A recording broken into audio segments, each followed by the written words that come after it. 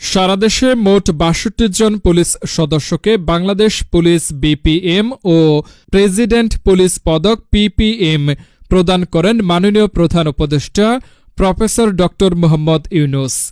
অদ্য মঙ্গলবার সকাল ১০টা ৩০ ঘটিকায় ঢাকার Rajarbag police lines Bangladesh police অডিটোরিয়ামে আমার পুলিশ আমার দেশ বৈষম্যহীন বাংলাদেশ এই প্রতিপাদ্য সামনে রেখে পুলিশ সপ্তাহ ২০২৫ অনুষ্ঠিত হয়। পুলিশ সপ্তাহ ২০২৫ উদ্বোধন ও পদক প্রদান অনুষ্ঠানে প্রধান অতিথি হিসেবে উপস্থিত ছিলেন গণপ্রজাতন্ত্রী বাংলাদেশ সরকারের মাননীয় প্রধান উপদেষ্টা ড. মোহাম্মদ ইউনূস মহোদয়। মাননীয় প্রধান উপদেষ্টা পুলিশ সদস্যদের উদ্দেশ্যে ভাষণ প্রদানের মাধ্যমে পুলিশ সপ্তাহ ২০২৫ উদ্বোধন করেন ও কৃতী পুলিশ সদস্যদের পদক পরিয়ে দেন।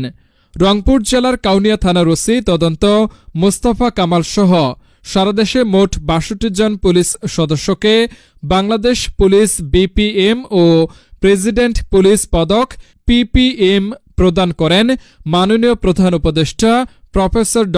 মোহাম্মদ ইউনূস।